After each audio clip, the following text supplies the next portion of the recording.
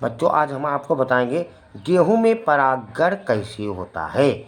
गेहूं का पुष्प होता है वो द्विलिंगी होता है। द्विलिंगी का मतलब जब एक ही पुष्प में नर भाग और मादा भाग दोनों हो उसी को बोलते हैं द्विलिंगी।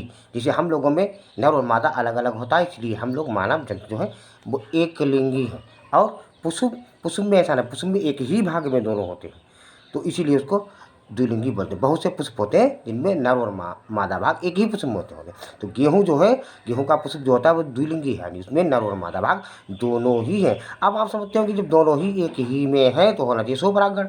नहीं, क्योंकि कुछ पुष्प ऐसे होते हैं, किसी में स्त्री भाग होता है उसमें जो वर्तिकाग्र होती है वो पहले ही परिपक्व हो जाती है, और किसी में नरभाग जो होता है वो पहले ही परिपक्व हो जाता है। जब नरभाग पहले परिपक्व हो जाएगा, बाद में यानी उसके पश्चात जो है मादा भाग परिपक्व होगा, यानी वर्तिकाग्र परिपक्व होगी, तो उसमें सुपरागण नहीं होगा। कि सुपरागण में एक ही साथ में दोनों यानी जो परागण जो है और वर्तिकाग्र ये दोनों एक ही साथ, यानी परागकोश और वर्तिकाग्र एक ही साथ परिपक्व होना चाहिए, तो उसमें होगा सुपरागण।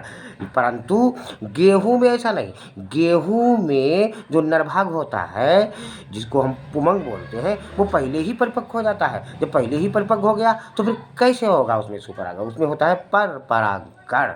और उसकी जो वर्तिका यानी वर्तिका जो है वो परिपक्व होकर उसके बाद, पहले तो नरभाग हो गया, परिपक्व होकर उसमें वायु परागण होता है। इसमें बहुत से परागकण बनते हैं, बहुत से परागकण बनते हैं, और जो वर्तिकाग्र होती है उस पर जाकर के अधिक इसलिए बनते हैं कि जब अधिक से अधिक बनेंगे तो कुछ ना कुछ वर्तिकाग्र पर पहुंच जाएंगे, यानी स्थानांतरित हो जाएंगे, और पुष्प को यानी जो गेहूं का पुष्प है उसको परागित कर देंगे।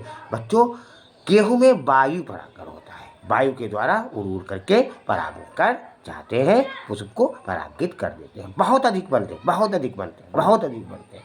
इतने अधिक बनते हैं कि आप लोग अधिक से अधिक लाइक और सब्सक्राइब कीजिए।